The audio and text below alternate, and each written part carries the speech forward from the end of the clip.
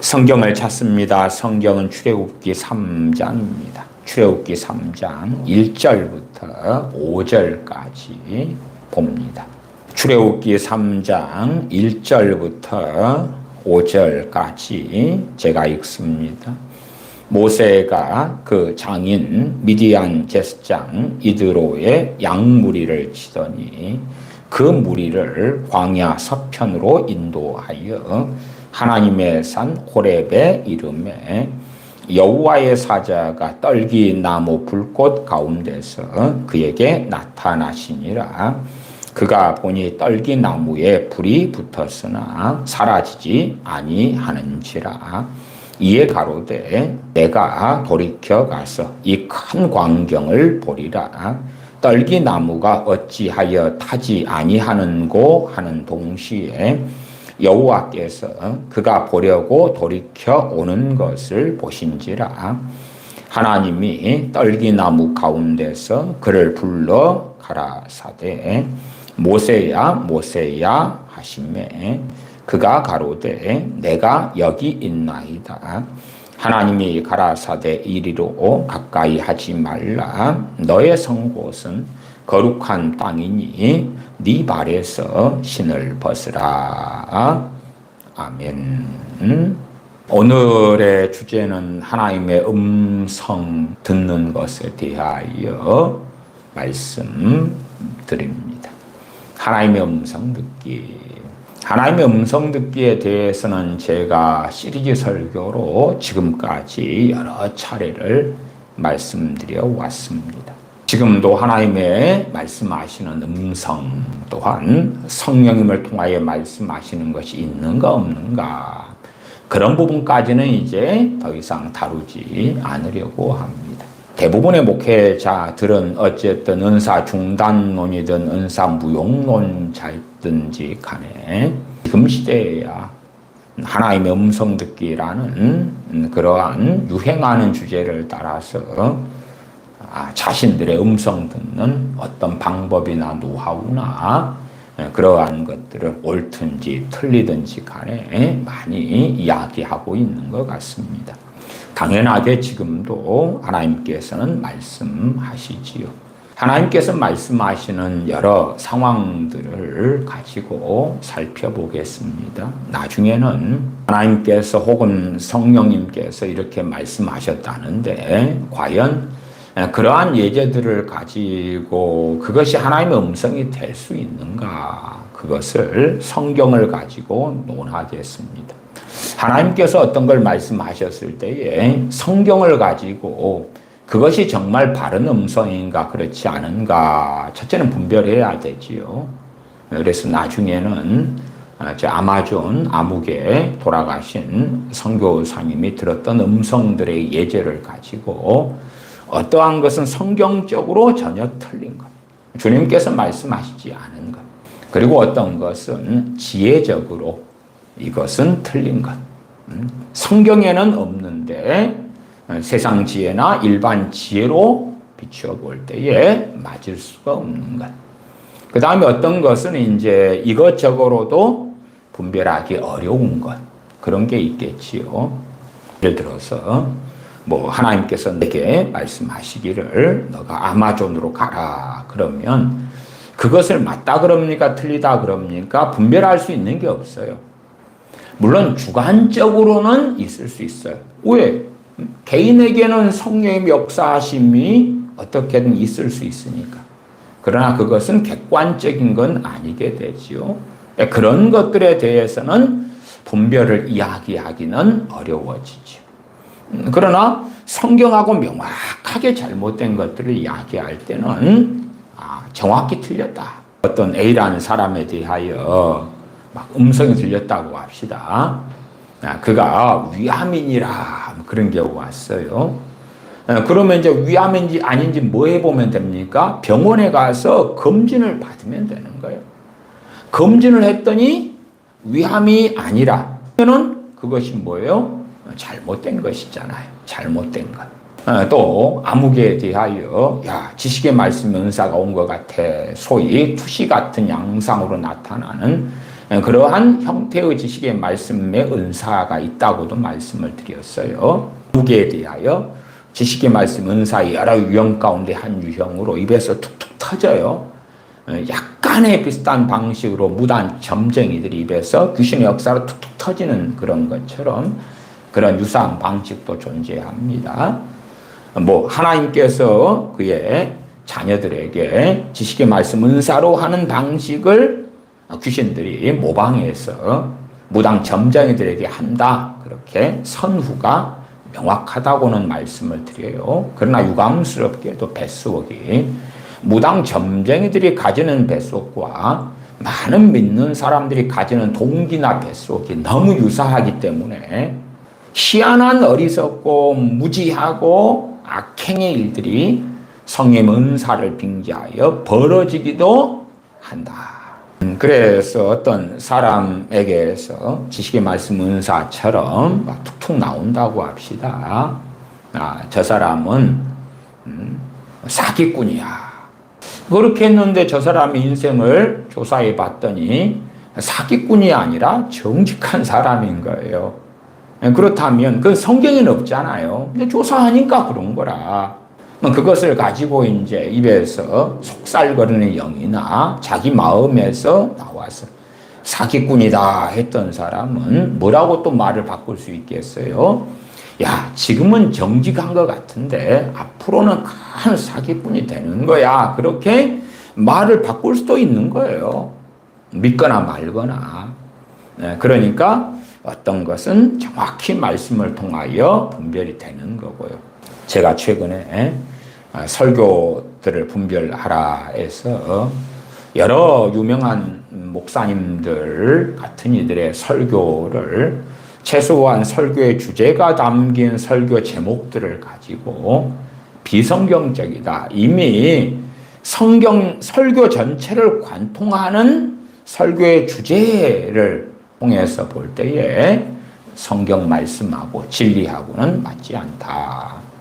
그렇기 때문에 분별력을 성장시키고 분별하는 것을 배우고 알아가야 하는 것에 대하여서 말씀을 드렸어요. 하나님의 음성, 하나님께서 그의 백성 또 그의 종들에게 구약에서부터 신약에까지 말씀해 오셨어요. 참 잘못된 마음으로 하나님의 음성 듣기를 원하는 사람들은 역사적으로 많이 왔어요. 그래서 신사도 같은 계통, 또 예수전도단, 인터코, 또한 유수한 많은 목사님들이 자, 이렇게 음성을 들으라. 이러이러한 방법으로 주여 내게 말씀하옵소서 같은 걸로 하나님께 구하면 말씀해 주실 거라. 혹은 기도를 희한하게 마치 사람과의 대화처럼 듣는 것 중심으로 기도를 해라 하는 말도 안 되는 소리를 해오기도 하지요. 듣는 기도. 그렇지 않습니다. 기도의 중심은 아뢰는 것입니다. 주님께서 가르쳐 주신 주님의 기도에 듣는 것이 어디가 있습니까?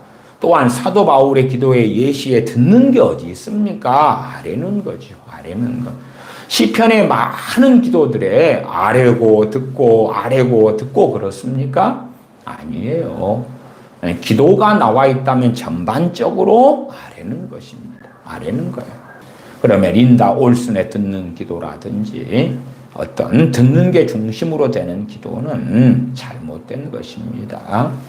우리 주님께서 겟세마네 동산에서 기도하실 때에 듣는 것이 되는 기도를 하신 게 아니에요. 엘리야 선지자가 갈멜산에서 기도할 때 듣는 것이 되는 기도를 하는 것이 아닙니다. 오히려 더 기도하기 전에 때때로 확증해야 돼요. 내가 이 기도를 하는 것이 하나님 앞에 옳고 타당하겠는가. 그리고 신이 있고 확증할 때에 옳다 타당하다 그럴 때 그것을 가지고 구하고 찾고 문을 두드리고 그렇게 부르짖고 하나님께 간절히 나아가야 되지요. 하나님의 음성 듣기를 어떤 일확천금적으로 가리키는 잘못된 가르침은 지금까지 가득해 옵니다. 그 다음에 당신들 하나님께 물어요. 하나님께서 말씀해 주실 거예요. 그러나 never 그렇지 않습니다. 물론 하나님께 물어가지고 하나님께서 말씀해 주신 사람이 없다는 건 아닙니다.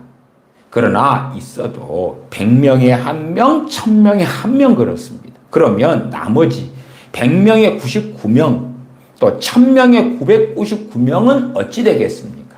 그때에 악한 영이 미혹하고 악한 영이 침입하고 미혹의 영이 침입하고 들어오는 문을 열게 되는 것입니다. 100명에 1명, 그 사람이야 바르게 주님 앞에 살아가다가 특별한 상황에서 물을 수 있는 상황이 온 거예요. 그리고 그 중심에는 하나님을 사랑하고 주님을 사랑하고 진리의 길을 걸어가다가 어느 때에 주님께 물을 수 있는 상황이 된 거예요. 육적으로 정욕적으로 살면서 자빠지고 넘어지고 미혹에 빠지고 욕심에 사로잡히고 그런 것이 아니다 그 말이에요. 하나님 앞에 정당하게 물을 때에 하나님께서 때로 꿈을 통해 환상을 통해서 혹은 성령의 음성을 통해서 극단적으로는 하나님께서 천사를 보내셔서도 말씀하셨다 그 말이에요. 그러나 내가 임의로 정욕적으로 육적으로 세속적으로 살아가다가 여러 가지 어려움에 처했다. 또한 중요한 선택의 기로에 처했다. 그러면 하나님 어딥니까? 어떤 걸 선택해야 옳습니까? 말씀해 주시옵소서. 제가 종종 그 골목길의 비유를 사용해 왔습니다. 골목길의 비유란 아마 지금 시대 골목길보다도요 제 어린 시절의 골목길인데 참 골목길이 동네마다 좋은 길이 나뉘어 있지 않아 가지고 꼬불꼬불하고 어느 곳에 가면 또 2갈래로 갈라지고 어디로 가면 3갈래로 갈라지고 그렇습니다. 지금이야 도로가 길이 참 잘라져 있잖아요. 소방도로도 잘라져 있습니다만 과거에는 그렇지 않았어요. 그러면 내가 길을 잘못 들어서 과거에 그 복잡한 골목길로 들어가 버렸어요. 소위 빈민가 같은 데 골목길이라고 합시다. 들어가 버렸어요. 사실은 거꾸로 나와야지 좋은 길로 나오는 거예요. 바른 길로 나오는 건데 한참을 들어갔어요. 거기에서 좌냐 우냐 가운데 길이냐 또 선택에 들어갔어요. 그리고 한 길을 선택해서 또 좌냐 우냐 선택에 또 들어갔어요. 결국은 이걸 거슬러서 돌아와야 되는 건데 그렇게 이제 한참 들어간 다음에 그 다음에 갈림길을 만났어요. 좌우 그리고 가운데 길도 있어. 그러면 거기에서 생각하겠지요. 이 3가지 중에 하나가 정답의 길이 있을 것이다. 이 3가지 중에 하나가 가장 좋은 길이 있을 것이다. 그러나 정답의 길도 없고 좋은 길도 없어요. 그냥 가장 안 좋은 길이 있고 그 다음에 안 좋은 길인데 덜 안 좋은 길. 그런 것일 뿐이라. 거기에서 이제 음성 듣기를 한다고 생각해 보십시오. 무슨 음성이 들릴까? 혹은 그렇게 깨어있지 않는 삶을 살고 정욕적으로 살고 주님 없이 살아가고 그런데 음성이 들려와 가지고 야 아들아 딸아 너가 있는 곳은 잘못된 곳이다. 뒤를 돌아가라. 뭐 그럴까요? 안 그렇습니다. 아무 음성이 없습니다. 아무 소리가 없어요. 속에가 그래도 주님을 사랑하는 마음이 한켠에 좀 있는 사람이라면 꿈이나 환상을 통해서는 말씀하실 수는 있어요. 드물게. 그런데 이제 그 3가지 잘못 들어간 골목에 잘못 가고 가서 그래서 그 복잡한 골목길을 저는 인생사에 비유하고 있는 것입니다. 거기에서 음성 듣기를 한다고 생각해 보십시오. 많은 사람들이 미혹되고 현혹되어 사는 음성 듣기는 마치 그 자리에서 하는 것과 너무나 유사합니다. 그 자리에서 하나님 좌로 갈까요? 우로 갈까요? 가운데로 갈까요? 이 중에서 정답이 있을 것 같은데 어디로 갈까요? 어느 것을 선택하든지 간에 좋지도 않고 또한 100명 가운데 99명이 거기에서 음성 듣기를 하기를 원하는 거죠. 비율을 좀 더 조정해서 10명 가운데 하나는 바르게 묻고 주님께서 말씀하실 수도 있을 거야. 좀 10%까지 그렇게 잡아주면 좀 낫겠지요. 1%다 그러면은 사실은 저는 1%나 그보다 더 안 된다고 봅니다만은 그러나 그래도 넉넉히 10%. 그러면 100점 만점에서 몇 점밖에 못 맞습니까? 10점이에요, 10점. 10점이에요. 여러분의 자식이 100점 만점의 시험에서 엄마 나 10점 맞았어요 가져오면 칭찬합니까? 그렇지 않지요. 정말 잘 하나님께 뭔가를 묻는 바른 자리에 있는 사람들이 할지라도 많이 잡아줘야 10%나 될까 그렇다 그 말이에요. 그러면 나머지는 어떻게 되겠냐? 나머지 10명 중에 9명은 그러한 음성 듣기법을 배워가지고 예수전도단에 나온 책 하나님의 음성을 듣는 법 그런 걸 배워가지고 잘못된 길로 걸어가는 거예요. 비극적인 삶의 길을 걸어가는 거예요. 또한 묻고 뭔가를 들을 때마다 미혹의 영은 역사하고 침입하고 그를 잘못된 곳으로 끌고 가는 거예요. 출애굽기 3장 1절부터 떨기나무 가운데서 하나님께서 모세에게 나타나시는 것이 나와 있습니다. 여호와의 사자가 나오고 또한 여호와께서 나와 있고 그런 상황입니다. 3장 1절부터입니다. 모세가 그 장인 미디안 제사장 이드로에 양무리를 치더니 그 무리를 광야 서편으로 인도하여 하나님의 산 호렙에 이르매 2절로 갑니다. 여호와의 사자가 떨기나무 불꽃 가운데서 그에게 나타나시니라. 여호와의 사자가 누구신가? 이 공동번역이나 새번역 같은 경우는 이 사자만 나타나면은 이 양반들이 정신을 못 차리고 천사로 번역해 버립니다. 이 부분도 천사로 번역을 합니다. 과연 천사가 맞는가? 혹은 우리 주님이신가? 선지하신 주님. 주님께서 때때로 여호와의 사자로 행하십니다. 그래서 그것은 문맥을 자세히 미루어 살펴봐야 되고 문맥을 살피는 가운데에서도 80% 정도는 여호와의 사자로 우리 주님, 선지하신 그리스도 우리 주님이신 것 같은데 그러나 20%는 천사일 수도 있는 개연성도 있고 이런 식으로 본문마다 여호와의 사자에 대한 내용이 달라지기는 합니다.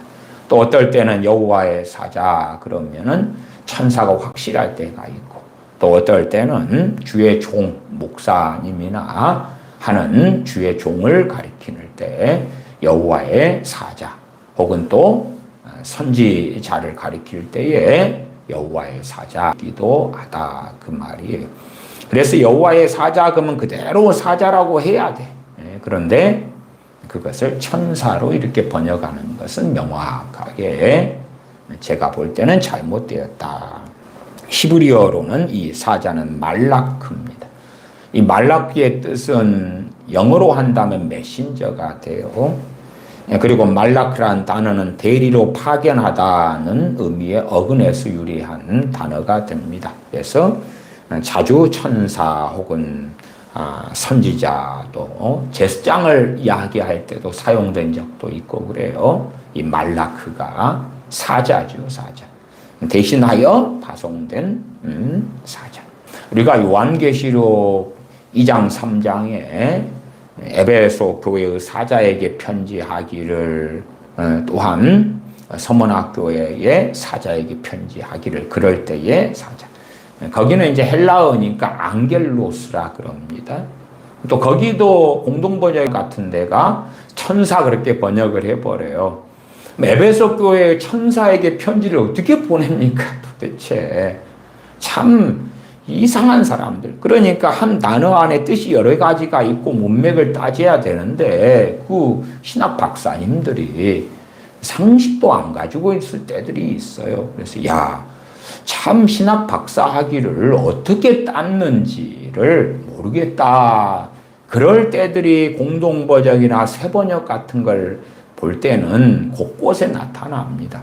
물론 그럼에도 공동번역과 새번역에 많은 잘못된 번역들이 있더라도 그래도 참조 번역으로 사용할 만하다고는 제가 말씀을 드려왔어요. 2절 여호와의 사자가 떨기나무 불꽃 가운데서 그에게 나타나시니라. 우리 개역성경이 번역될 때에 나타나시니라 그렇게 번역했죠. 보통 천사로 이렇게 이해한다면 이 번역자가요. 그렇다면 나타나니라 그렇게 번역했을 거예요. 그러나 천사보다도 더 위에, 그래서 선지하신 그리스도신가 보다 그렇게 번역하는 사람이 이해를 잘 하셨던 것 같아요. 그래서 나타나시니라 그렇게 존칭을 사용합니다. 그가 보니 떨기나무에 불이 붙었으나 사라지지 아니하는지라. 이에 가로되 내가 돌이켜 가서 이 큰 광경을 보리라. 떨기나무가 어찌하여 타지 아니하는고 하는 동시에 여호와께서 그가 보려고 돌이켜 오는 것을 보신지라. 그러면 이 떨기나무에는 누가 계신 거예요? 여호와께서 계시는 거예요. 참 놀랍죠. 천사면 천사, 하나님이면 하나님 그럴 텐데 앞에는 여호와의 사자가 떨기나무 불꽃 가운데서 그에게 나타나시니라 그러고 보러 가려고 하는데 그 떨기나무 불꽃 가운데는 여호와께서 계시는 거예요. 여호와께서. 제가 삼위일체 하나님에 대하여 설교하고 그 중에서 우리 주님에 대하여 설교할 때에 이런 본문들도 다루었습니다.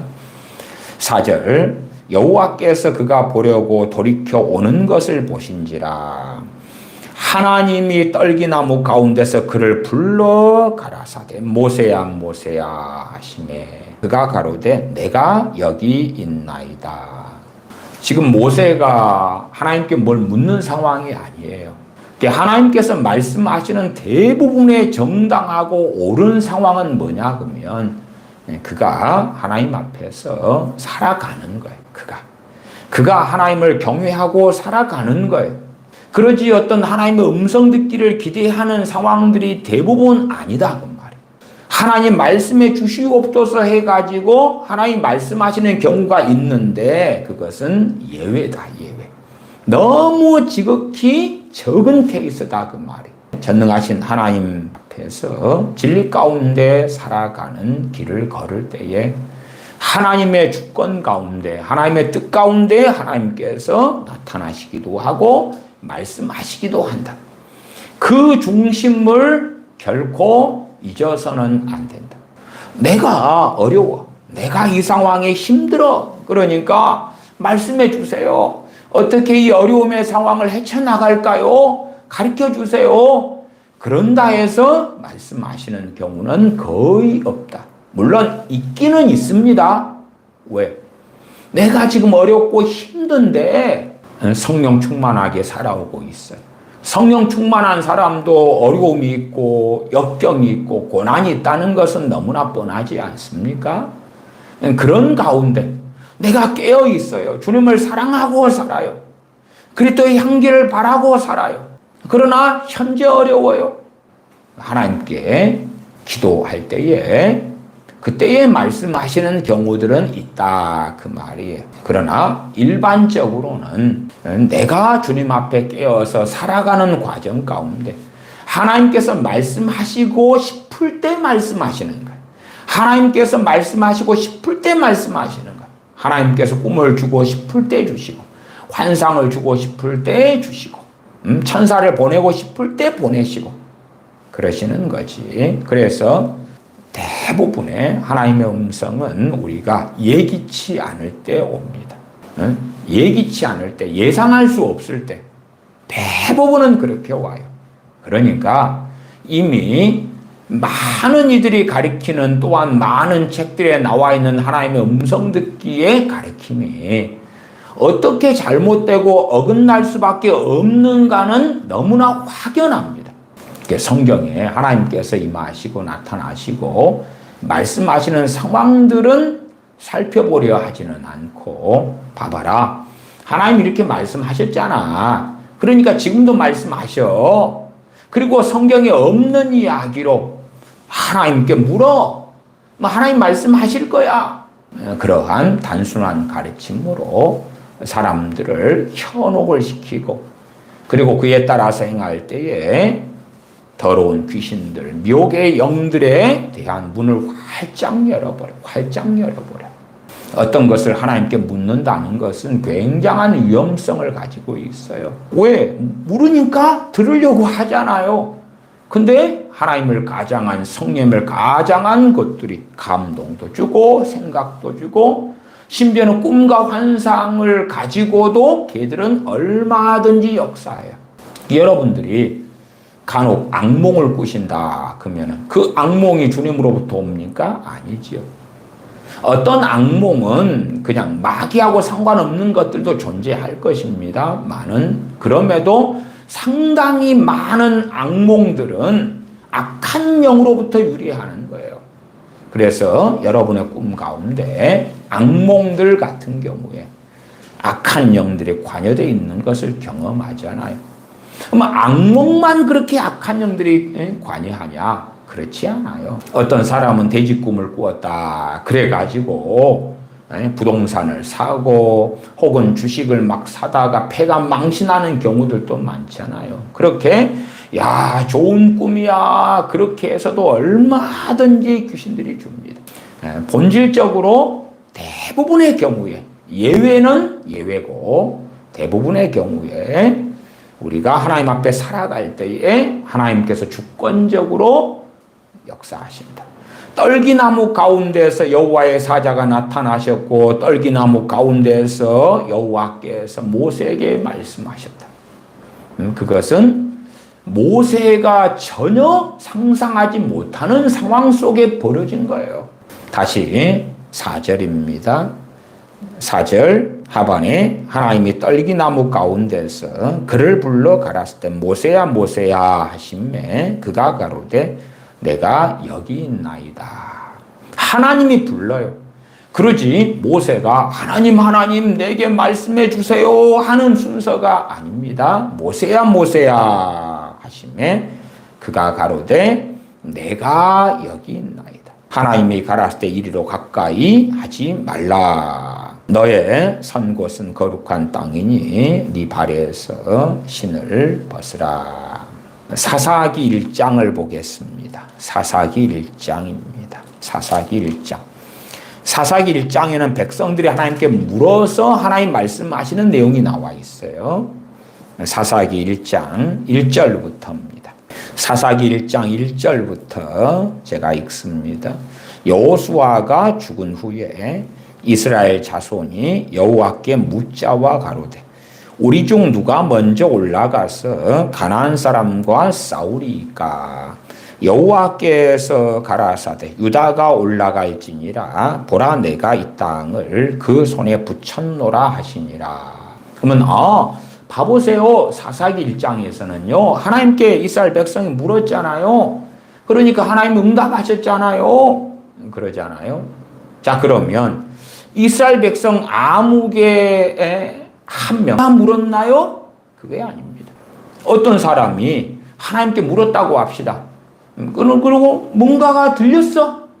그걸 가지고 이제 사람들에게 말하면 사람들이 받아들여요, 안 받아들여요? 그 권위가 있어요, 없어요? 없겠지요.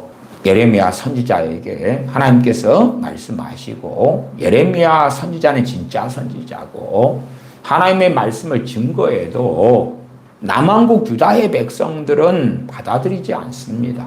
여기에서의 이스라엘 자손이 여호와께 묻는데 그것은 전체가 묻는 것이 그러지 일 개인이 묻는 것이 결코 아닙니다.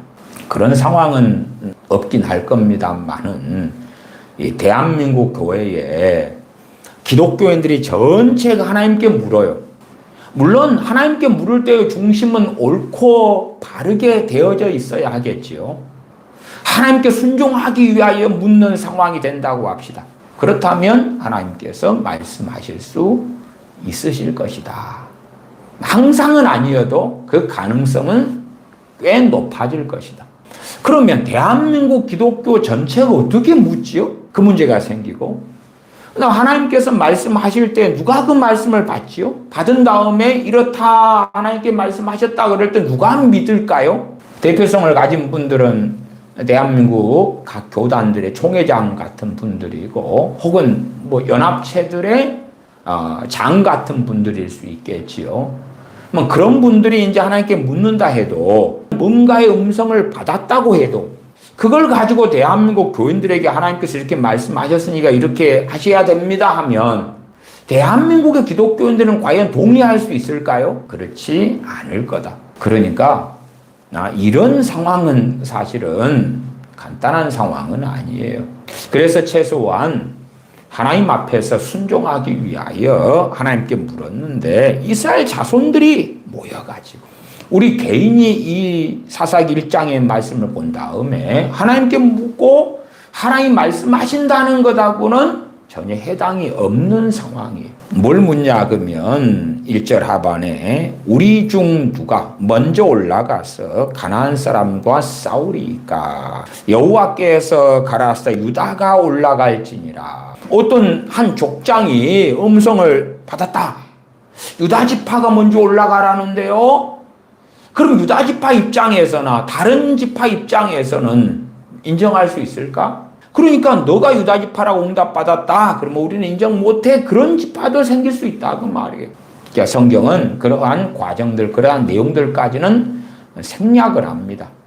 그러나 최소한 하나님께서는 그 누구라도 인정할 수밖에 없도록 말씀하셨을 것이다. 2절에 여호와께서 가라사대 유다가 올라갈지니라 이렇게 말씀하실 때에 하나님의 말씀이 맞다. 그러니까 사사로운 어떤 것은 실상은 아니다. 그 다음에 한 개인적으로 묻고 응답하신 경우는 아니다. 그렇게 이러한 사사기 1장의 본문을 잘못 사용하고 그렇다면 어리석어질 것이다. 여러분 어떤 사업상에 기로에 있습니까? 물으세요. 응답해 주실 거예요. 오늘 뭘 할지를 모릅니까? 물으세요. 응답해 주세요. 이 잘못된 하나님의 음성 듣기로 가면 제가 누누이 많은 하나님의 음성 듣기에 설교들에서 말씀드렸습니다. 문해충이 돼가는 것. 성경은 지혜를 얻으라, 지혜를 받으라 그러잖아요. 근데 문해충이 돼가는 거예요. 우리 3살 된 아이가 오늘 뭘 할지를 몰라. 그럼 엄마한테 묻겠지. 엄마, 나 오늘 뭘 할까요? 또 밖에 외출을 하지 않은데 3살 된 아이가 뭘 입을지를 몰라. 그렇지 않아요? 그럼 엄마, 나 무슨 옷을 입을까요? 그럼 엄마가 골라서 입혀주겠지요. 근데 내 자식이 10살이 됐어요. 그리고 이제 아침에 옷 갈아입으라 그러니까 옷을 다 훌렁훌렁 벗고 그렇게 하더니 엄마, 네, 빤스 뭐 입을까요? 무슨 바지 입을까요? 무슨 옷 입을까요? 묻는다면 그건 부모는 답답할 수 있을 거예요. 왜 내 자식이 10살이나 됐으니까. 15살 자식이 됐어요. 엄마 뭐 입을까요? 엄마 오늘 뭘 할까요? 20살 자식이 됐어요. 엄마 뭘 할까요? 20살이면 이제 대학생일 거 아니에요? 아니면은 직장에 취업했을 수도 있고. 그치요? 근데 대학생이 된 자식이 엄마 오늘 내가 뭐 할까요? 그러면 그때는 엄마는 기가 막힐 거예요. 왜 대학생이면 리포트도 있을 거고 자격증도 공부해야 될 거고 또한 대학에 해당되는 그 전공을 공부도 해야 될 것이고 영어 토익 점수 같은 것도 높게 맞기 위해서 해야 될 것이고 자기 할 일을 자기가 이렇게 살펴보고 때는 운전면허 딸 때가 됐네. 그럴 수도 있고 그러한 많은 일들 가운데 우선순위를 정하면서 해나가야 될 터인데 오늘은 성경을 좀 더 대학의 리포트나 이런 것보다 좀 많이 봐야 되겠다. 그렇게 작정하고 마음먹을 수도 있고 오늘은 특별히 기도할 시간을 좀 더 내야 되겠다. 그렇게 할 수도 있고 그렇지요?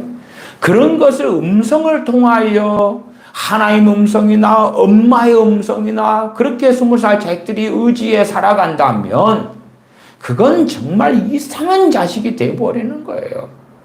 30살 자식이 엄마 나 오늘 뭔 입고 회사에 출근할까요? 나 무슨 공부할까요? 무슨 책 볼까요? 오늘 성경 몇 장 읽을까요? 기도 몇 분 할까요? 그러면 그 자식은 실상은 이 정신과에 데려가서 진지하게 상담을 받아봐야 하는 것입니다. 그런 것처럼 아니 50살 된 기독교인이 50살 된 목사님이 전도사님이 집사님이 장로님이 아침에 하나님 제가 오늘 뭐 할까요? 뭐 할까요? 그러면 전도해라. 그러면 기도해라. 그러면 섬겨라. 겸손해라. 회개해라. 사랑해라.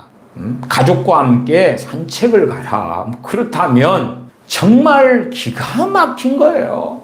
하나님이 그렇게 말씀하실 리도 사실은 없습니다만은 그런 음성을 기대하고 듣는 사람들은 정말 기괴하고 너무나 황당무계한 음성 듣기를 하면서 이상한 삶을 사는 거예요. 그러나 어리석은 사람들은 그러한 음성 듣기를 즐겨할 수도 있어요. 왜?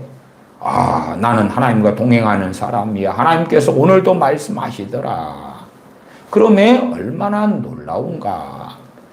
그렇게 자기를 의롭게 만들고 거룩하게 만들고 살아갈 수가 있다 그 말이에요. 3절로 가면은 유다가 그 형제 시므온에게 이르되 나의 제비 뽑아 얻은 땅에 나와 함께 올라가서 가나안 사람과 싸우자. 그리하면 나도 너의 제비 뽑아 얻은 땅에 함께 가리라. 이에 시므온이 그와 함께 가니라. 유다 지파나 다른 지파들은 다 이것이 하나님께서 말씀하신 음성이고 하나님의 뜻이라는 것을 알고 있어요. 다 확증하고 알고 있고 그에 따라서 순종하고 있다는 것을 우리가 봅니다. 이사야 6장을 보겠습니다. 이사야 6장입니다. 이사야 6장 1절부터 제가 읽습니다. 우시야 왕의 죽던 해에 내가 본즉 주께서 높이 들린 보좌에 앉으셨는데 그 옷자락은 성전에 가득하였고 이사야가 선지자로 부르심 받는 그런 내용들이 나와 있습니다. 그 가운데 우시야 왕의 죽던 해에 내가 본즉 주께서 높이 들린 보좌에 앉으셨는데 이사야가 보고 싶다 해서 본 겁니까? 아니지요. 하나님께서 눈을 열어주셨기 때문에 그렇지. 마찬가지로 스데반 집사님이 순교할 때에 그가 눈을 들어 보니까 우리 주님께서 아버지 보좌 우편에 계신 것이 보였어요. 내가 보고 싶습니다 그런 게 아니라 보여주시는 거예요. 드물게 뭔가가 보고 싶습니다 그래가지고 보여주시는 경우도 있습니다. 그러나 그것은 예외지 전혀 일반적인 것이 아닙니다. 하나님께서 이사야의 눈을 열어서 보게 해주신 것입니다. 주께서 높이 들린 보좌에 앉으셨는데 그 옷자락은 성전에 가득하였고 스랍들은 모셔 섰는데 각기 6날개가 있어 그 둘로는 그 얼굴을 가리었고 그 둘로는 그 발을 가리었고 그 둘로는 날며 서로 창화하여 가로되 거룩하다 거룩하다 거룩하다 만군의 여호와여 그 영광이 온 땅에 충만하도다. 이같이 창화하는 자의 소리로 인하여 문지방의 터가 요동하며 집의 연기가 충만한지라. 그때에 내가 말하되 화로다 나여 망하게 되었도다.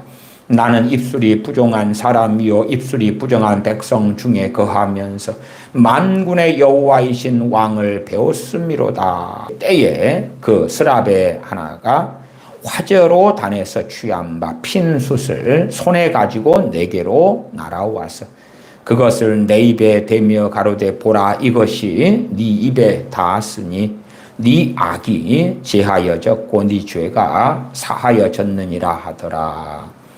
여기에서 이사야가 하나님께 8절에 내가 또 주의 목소리를 들은즉 듣고 싶어 듣습니까? 아니에요. 들리게 하시는 거예요. 들리게 해.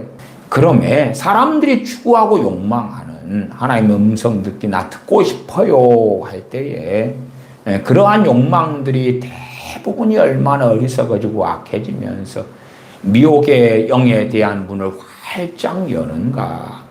지금 이사야라는 이 사람은 하나님 앞에서 살아가고 있어요. 그렇다 해서 완전 무결한 건 아니에요.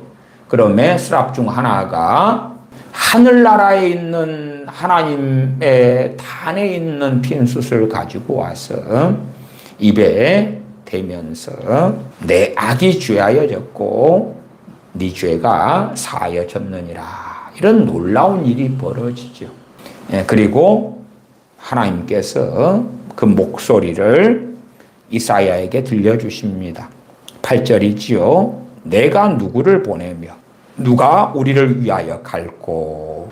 이걸 들려주실 때에 하나님을 경외했던 이사야가 대답하는 것이에요. 내가 가로되 내가 여기 있나이다 나를 보내소서. 그렇게 하나님께 대답하는 거예요. 그렇지, 이사야가 하나님 나를 써주세요. 내가 선지자가 되고 싶습니다. 내가 목사가 되고 싶어요. 하나님 사용해 주세요. 그래서 하나님이 말씀하신 것이 아니다. 그 말이에요. 그러면 하나님의 주권 가운데 하나님 앞에 살아가고 있는 이 이사야를 하나님께서 이런 여정을 통해서 그의 종으로 그의 선지자로 부르셨다는 것을 우리가 확인하는 거예요. 하나님의 주권 속에서 하나님께서 그의 눈에 보게 하시고 그의 귀에 하나님의 말씀이 들리게 하시고 그에 따라 하나님을 사랑하고 경외하는 이사야가 반응하고 그래서 하나님께서 그를 선지자로 삼으셨다. 누가복음 1장을 봅니다. 누가복음 1장 5절부터 제가 읽습니다. 유대 왕 헤롯 때에 아비야 반열에 제사장 하나가 있으니 이름은 사가랴요. 그 아내는 아론의 자손이니 이름은 엘리사벳이라. 이 두 사람이 하나님 앞에 의인이니 주의 모든 계명과 규례대로 흠이 없이 행하더라. 엘리사벳이 수태를 못함으로 저희가 무자하고 두 사람의 나이 많더라.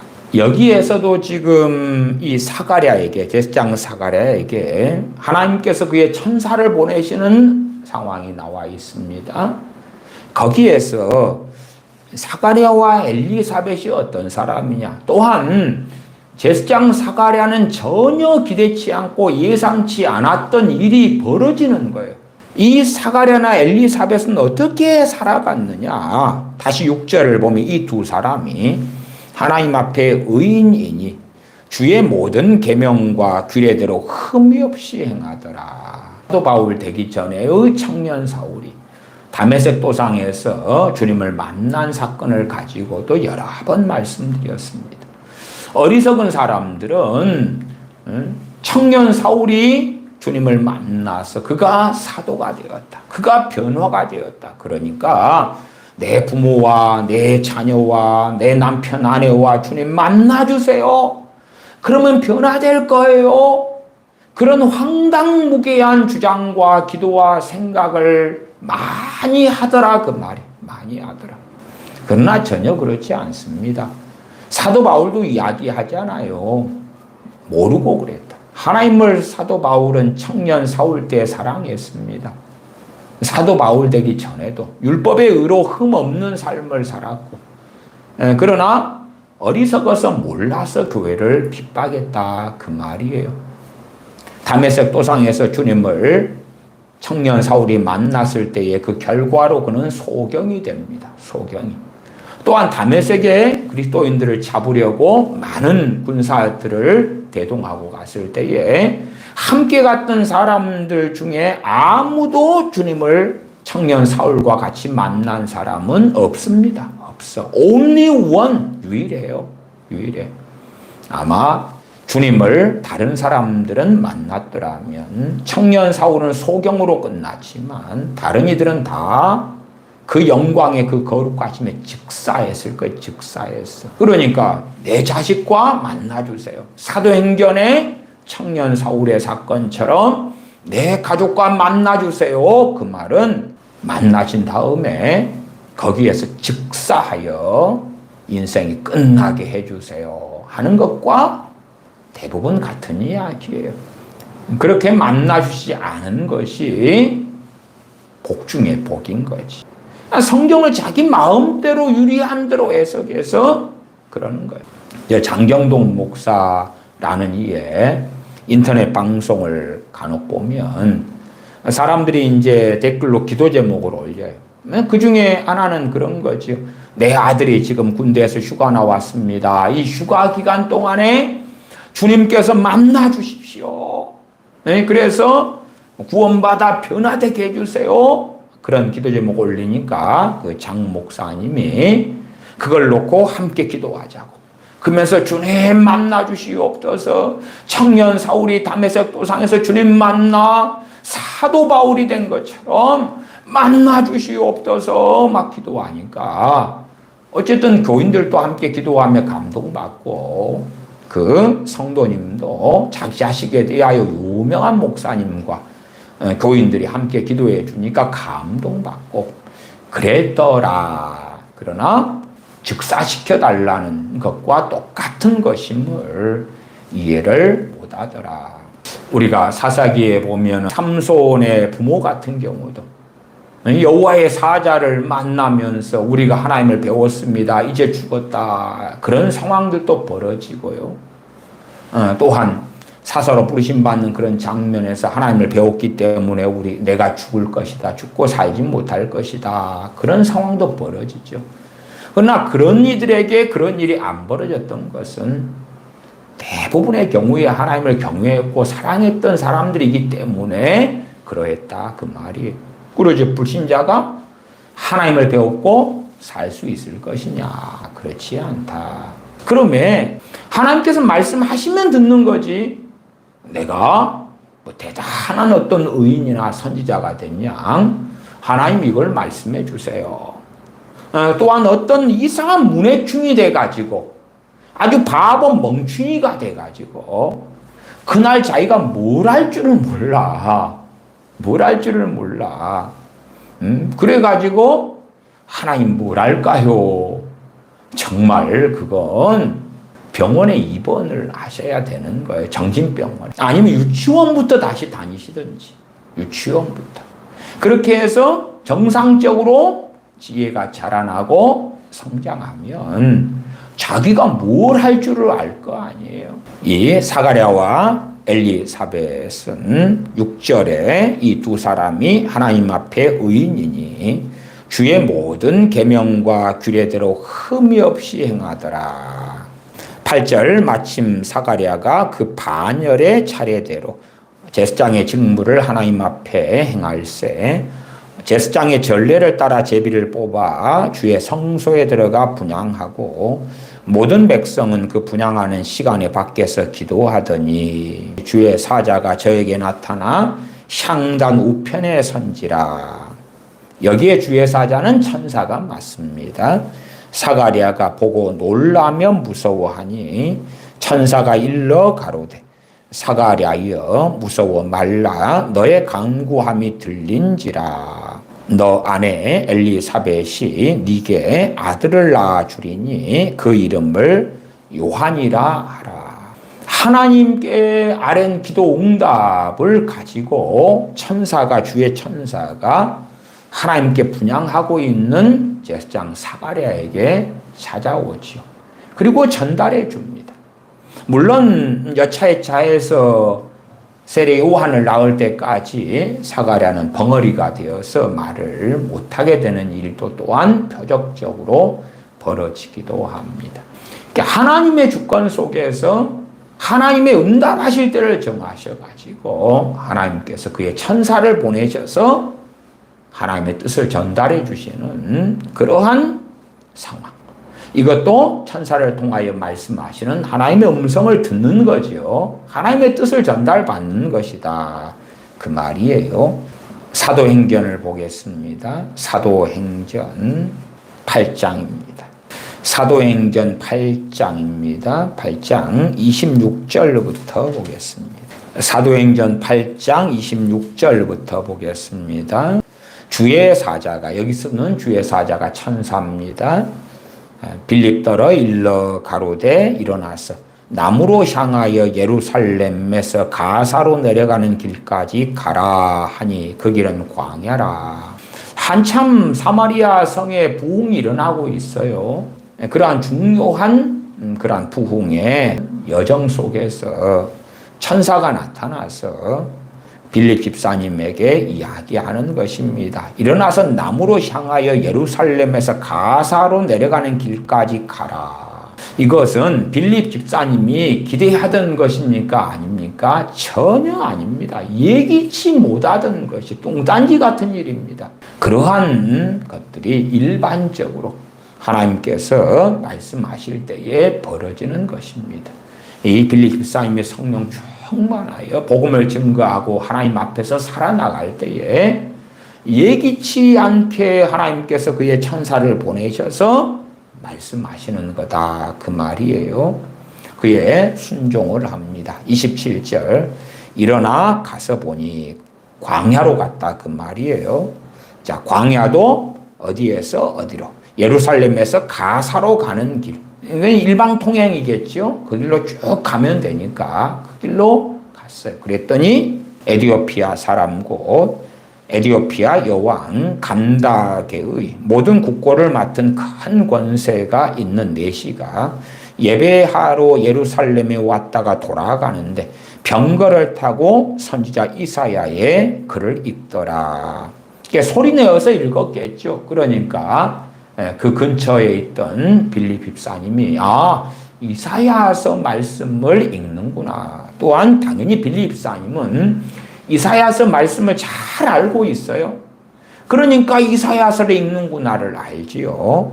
왜 어떻게 에티오피아의 교회를 이 내시를 통하여 세웠는가 하는 걸 알 수가 있어요. 이 내시가 예수님을 믿게 되고 세례받고 그 다음에 그 내시는 하나님의 말씀이 충만한 사람이었기 때문에 그가 에티오피아의 교회의 지도자가 되고 에티오피아 교회를 세우는 중심 인물이 되는 것은 너무나 확연하지요. 그러나 많은 사람들이 예수님 믿고 난 다음에 하나님 말씀에 몰두해야 되는 때들을 보내야 되는데 주님 믿었다 하는 사람들 가운데서도 하나님의 말씀에 관심 없는 사람들은 너무 많아요. 그러나 에티오피아 내시는 이미 준비되어져 있어요.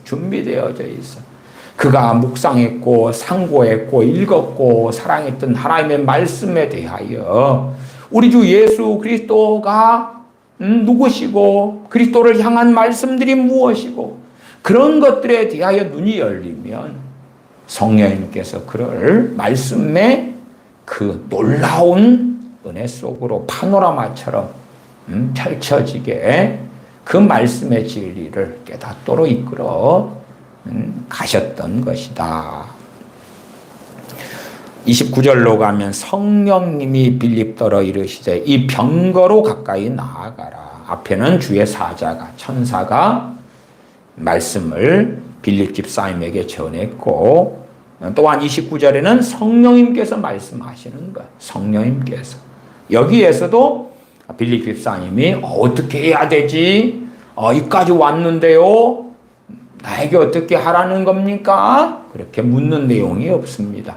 그냥 자연스럽게 이어져 가는 거예요. 자연스럽게 이어져 가는 가운데 성령님께서 빌립에게 이 병거로 가까이 나아가라. 그렇게 말씀하시는 것을 빌립 집사님은 듣습니다.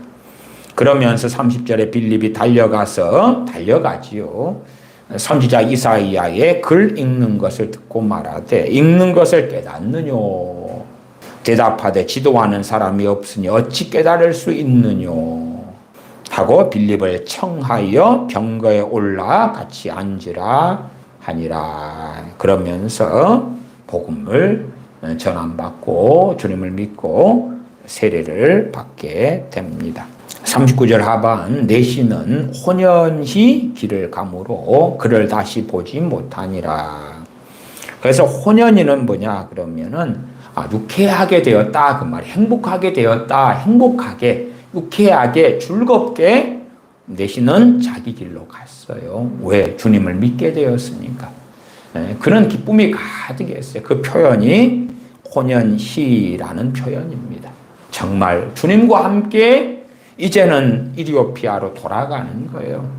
그가 예루살렘에 와서 하나님께 제사로 왔을 때는 이방인으로서 또한 내시로서 그리고 주님 없이 왔다가 돌아갈 때는 기쁨에 취해서 행복에 겨워서 주님과 함께 자신의 나라로 돌아가는 그 것, 혼연히 길을 가므로 그를 다시 보지 못하니라. 사도행전 10장으로 갑니다. 사도행전 10장 9절부터 봅니다. 9절부터 제가 읽습니다. 이튿날 저희가 행하여 성에 가까이 갔을 그때에 베드로가 하려고 지붕에 올라가니 시간은 제6시더라. 시장하여 먹고자 하며 사람이 준비할 때에 비몽사몽간의 환상입니다. 하늘이 열리며 한 그릇이 내려오는 것을 보니 큰 보자기 같고 내 귀를 메어 땅에 들이웠더라. 그 안에는 땅에 있는 각색 4발 가진 짐승과 기는 것과 공중에 나는 것들이 있는데 또 소리가 있으되 베드로야 일어나 잡아먹으라 하거늘. 이렇게 하나님께서 보여주시는 환상이 3번이 이어집니다. 비몽사몽간에 받은 환상. 그러면 그것은 베드로 사도가 예상한 것입니까? 예상하지 않은 것입니까? 전혀 예기치 않은 상황에서 벌어지는 것이고 이것은 마음을 열고 이방인들에게도 복음을 전하고 이방인들로 또 우리 주 예수 그리스도의 구원의 복음을 통하여 구원을 받게 하라는 것을 이 초대교회 예루살렘 교회 지도자인 베드로 사도에게 전해 주시는 것입니다. 또한 이 사건에 대한 것을 예루살렘 교회에 가서 보고하고 다시 반복하여 증거하는 것이 사도행전 11장에도 나와 있습니다. 이 앞에 가면 고넬료라는 사람이 어떻게 하나님의 천사가 나타나서 그에게 응답했는가 하는 것도 알 수 있는데 2절로 올라갑니다. 10장 2절로. 고넬료인데 그가 경건하여 온 집으로 더불어 하나님을 경외하며 백성을 많이 구제하고 하나님께 항상 기도하더니 하루는 제9시쯤 되어 환상 중에 밝히 보매 하나님의 사자가 들어와 가로되 고넬료야 하니 환상 중에 하나님의 사자, 이게 천사지요. 하나님의 사자가 들어와서 고넬료야 하니 고넬료가 주목하여 보고 두려워 가로되 주여 무슨 일이니까. 천사가 가로되 네 기도와 구제가 하나님 앞에 상달하여 기억하신 바가 되었으니 네가 지금 사람들 요바에 보내어 베드로라 하는 시몬을 청하라. 저는 피장 시몬의 집에 우거하니 그 집은 해변에 있느니라. 이 하나님을 경외하는 고넬료, 또한 온 집이 하나님을 같이 경외하는 이 집 사람들, 그들을 위하여 하나님께서 응답하셔서 그의 천사를 보내시고 말씀하시는 것.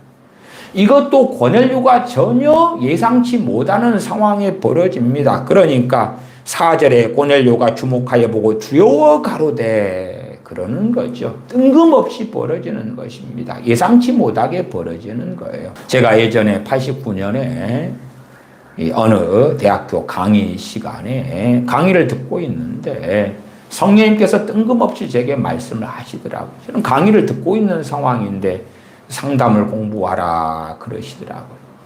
그 음성을 들을 때에 그것이 성령님의 음성인 줄을 저는 정확히 알았어요. 그게 뭐 의심의 여지가 없더군요. 거기에서 대학교 수업 중에 제가 하나님께 묻는 기도를 한 것도 아니고 뭘 할까요? 물어본 것도 아닙니다. 그 다음에 내가 카운셀러, 상담자가 되는 길로 하나님께서 나를 부르셨나 어쨌나 그런 생각은 했습니다만은 그래서 89년도부터 상담을 배우려고 상담학 박사학위 가진 교수님께 1대1로 사사도 한 1년여 받기도 하고 상담책, 또 기독교 상담책, 심리학책, 뭐 여러 가지 것들을 오랫동안 그렇게 부지런히 보고 연구하고 살피고 그렇게 왔더랬습니다.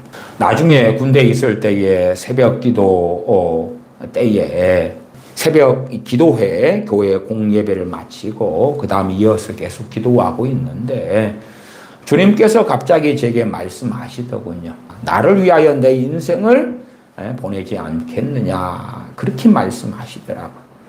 그러니 전혀 예기치 않은 거예요. 상상하지 못하고 생각지 않은 거예요.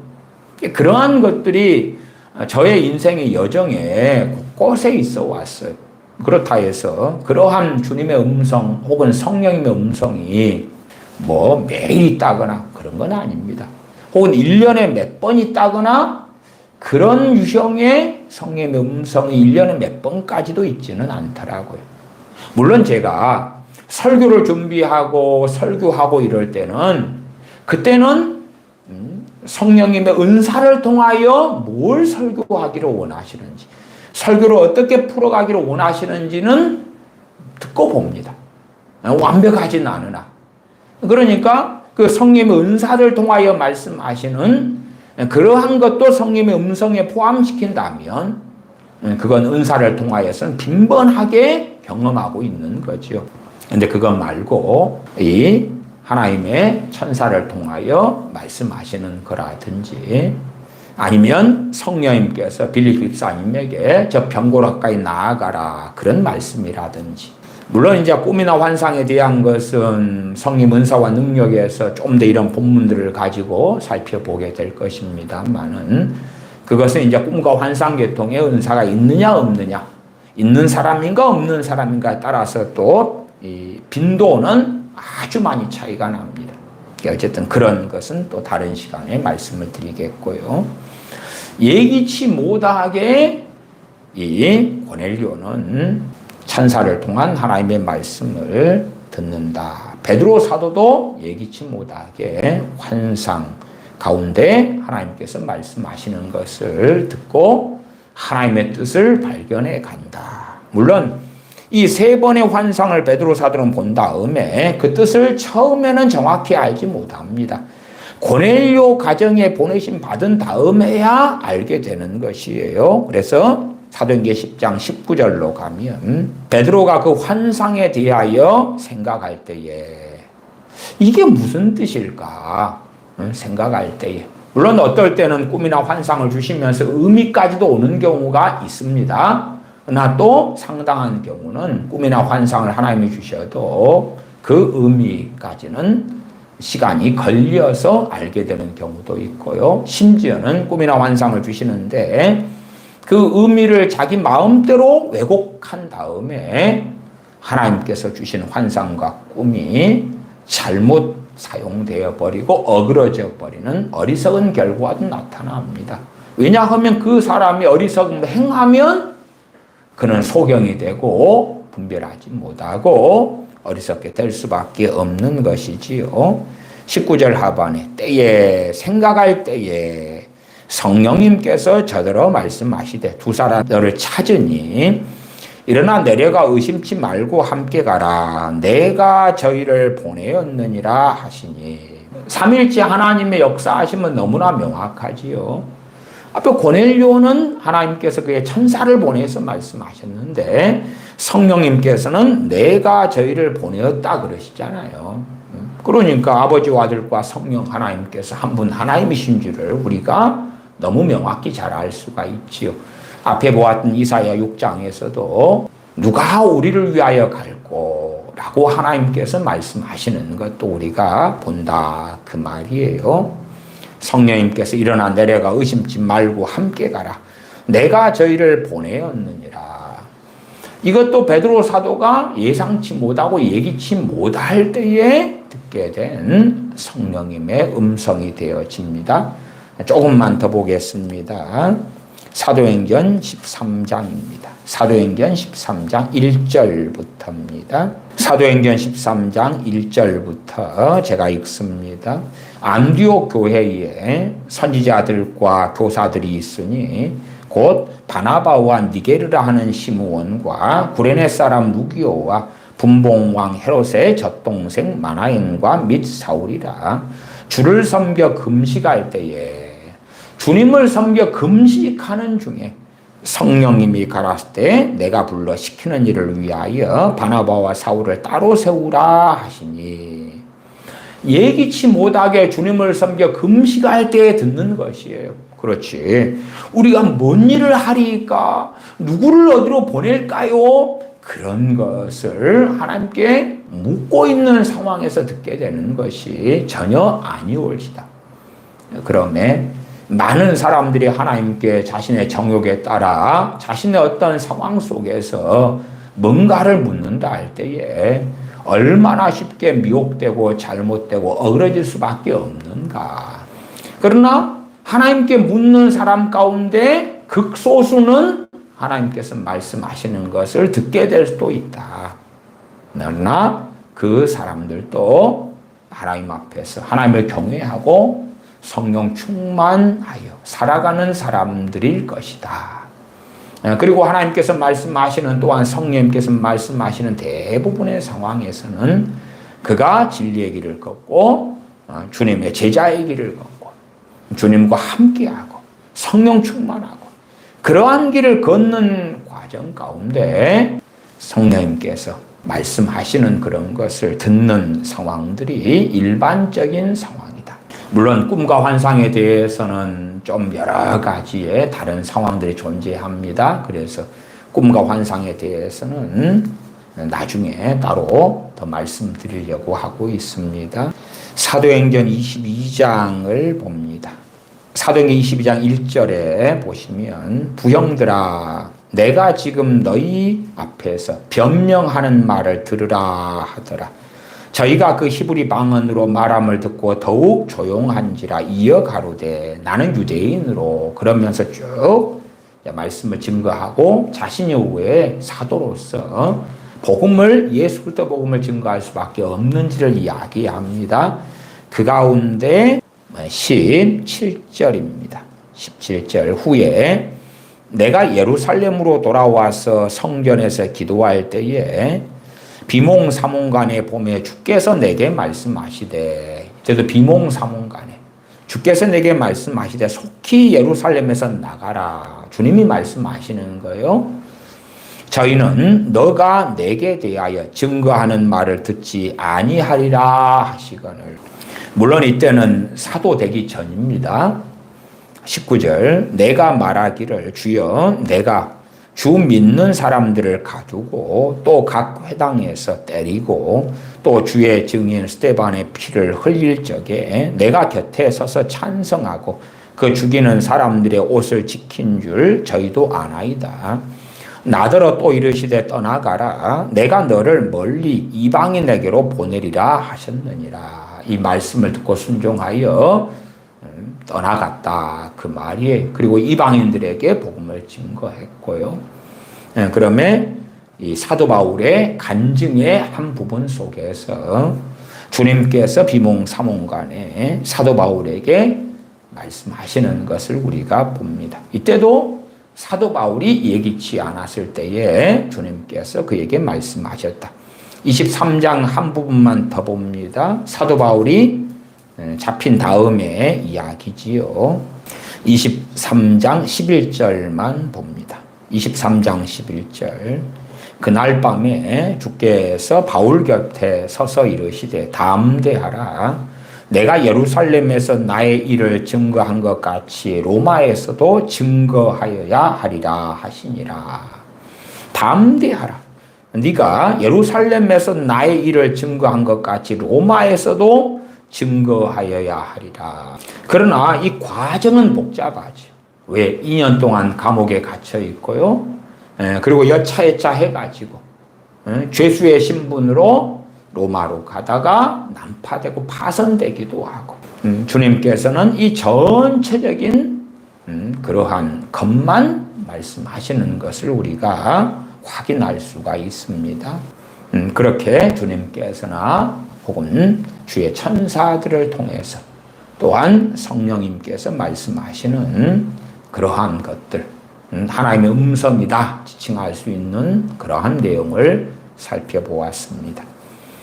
이러한 대부분의 상황은 우리가 주님 앞에서 살아나가다 보면 주님께서 말씀하시고 싶으실 때에 우리에게 말씀하시고 때로 이정표를 보여주시고 인도하시고 어떻게 행할 바를 알게 하실 거다. 기도하겠습니다. 아버지 하나님, 어리석어지고 욕심과 욕망에 빠져서 자신의 삶을 평안하고 평판하게 하기 위하여 하나님의 음성 듣기를 하려 하고 뭔가를 들여보려 하고 뭔가를 보려 하는 그 어리석음들이 우리들 가운데 많습니다. 이러한 어리석음에 잡히지 아니하고 주님 앞에서 깨어 살면 주께서 주님의 때에 주님의 주권 속에서 우리에게 말씀하실 때에 듣고 순종하고 듣고 그 길을 걷는 복된 자녀들이 되게 하여 주시옵소서. 우리 주 예수님의 이름으로 기도하옵나이다. 아멘.